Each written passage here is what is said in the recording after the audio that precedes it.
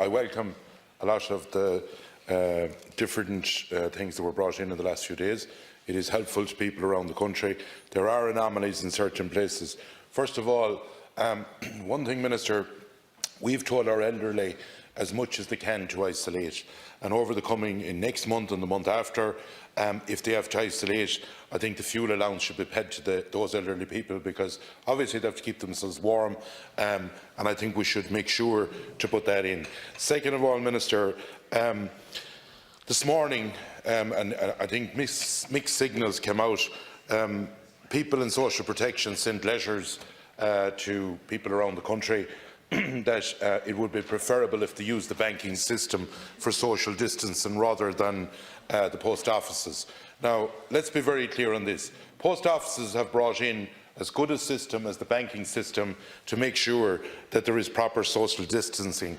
It has now been cleared up, but those mixed messages need to stop. In the line, Minister, and I think one sector that has been forgotten in all of this is the farming sector. Farmers at the moment, their marts are closed.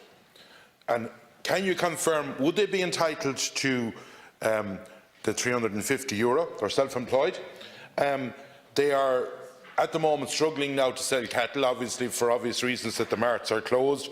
And we are, it is well known that there's a slowdown at the moment in the export of beef.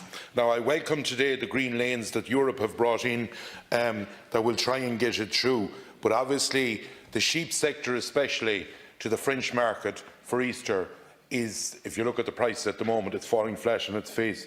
And every measure you have taken, I welcome it, and it was needed, and I would say fair play to you for doing it. But there are sectors there that need the help as well, and the agricultural sector, there's 300,000 people involved in it.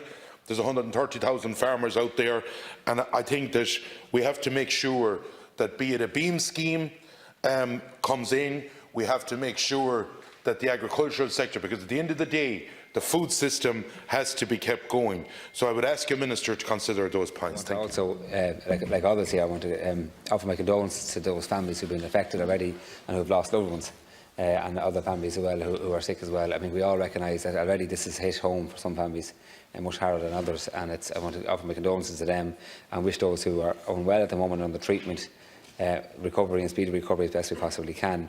I also want to recognise that I think all of us are there to work as our TD's offices and Senators' offices and so on. We're there to help and assist people as much as we possibly can. I understand most people's offices are officially closed at the front door, but all the services goes on behind the scenes as well. So I think, and in line with a lot of other community groups, we're also there available to help as best we possibly can.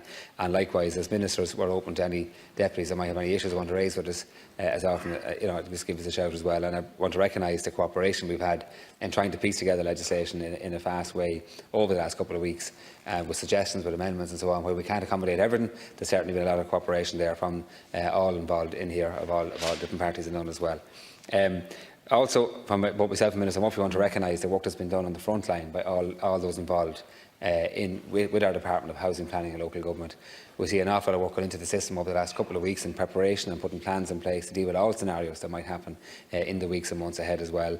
We've had a lot of cooperation from a local authority level, from all our NGOs, from all our various stakeholders. Our frontline teams are working with our homeless, our stakeholders, both private and public, when it comes to family hubs, when it comes to our hostels and so on. Everybody has played their part and got involved with us around the plans as well, and want to recognise that too, all the hard work that goes on there. Other ministers and TDs have mentioned other departments. I'll keep it to just housing for now as well, but to recognise there's great work going on there and being led through a local authority place as well.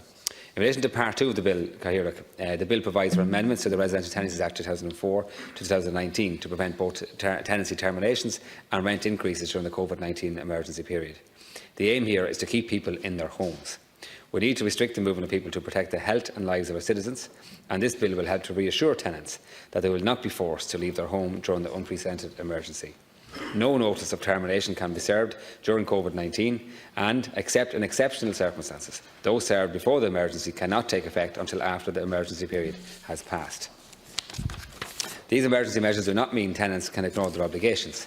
Tenants wilfully in breach of their obligations can be pursued by landlords, but only with the approval of the Residential Tenancies Board determinations they are to be, and they are in very extreme circumstances, and that still has to be allowed for. But generally, also those determinations would take generally up to 16 weeks to execute as well.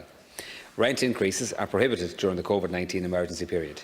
However, landlords and tenants are free to enter into informal arrangements to allow for rent decreases for the duration of the COVID-19 emergency. The bill defines the COVID-19 emergency period to be of 3 months' duration, but this period can be extended if necessary by government order. The legislation seeks to protect both tenants and landlords. Landlords accept that some tenants will face serious financial challenges over the coming weeks and months, and the landlord sector bodies have confirmed in recent engagements with Minister Murphy that they will work to support tenants to the greatest extent possible. The banks and in turn landlords recognise that forbearance is required, and Minister Donoghue has dealt with that on a number of occasions in the recent weeks. While tenants are legally obliged to continue to pay rent during this emergency, the Government is fully conscious that some tenants have seen a reduction in their working hours, some have lost their job, and others have been forced to self-isolate to protect their communities and in some cases have contracted COVID-19. The Government has made available a range of income and rental support to anyone in financial difficulty. I would encourage tenants encountering difficulty to first of all engage with their landlords and the Department of Employment Affairs and Social Protection at the earliest opportunity to seek whatever income and rental support might apply in their cases. And there's quite a lot of supports there, but naturally they're individual in nature as well. Section 3 of the bill provides for standard definitions, including a definition of the COVID-19 emergency period to be of 3 months' duration. The Government is empowered under Section 4 to extend this emergency period by order if necessary. Section 5 provides that a landlord cannot serve a notice of termination during the COVID-19 emergency period. Where a notice of termination was served before the emergency period, it cannot take effect during COVID-19, except in certain exceptional cases as outlined earlier.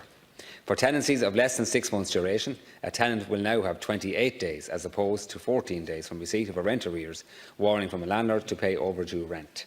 Where the tenant fails to pay, the aforementioned tenant protections will apply, so the landlord effectively can only serve the notice of termination at the end of the emergency of COVID-19. Thank you, Minister. The balance of your reply will be included in the official record. We're running over time.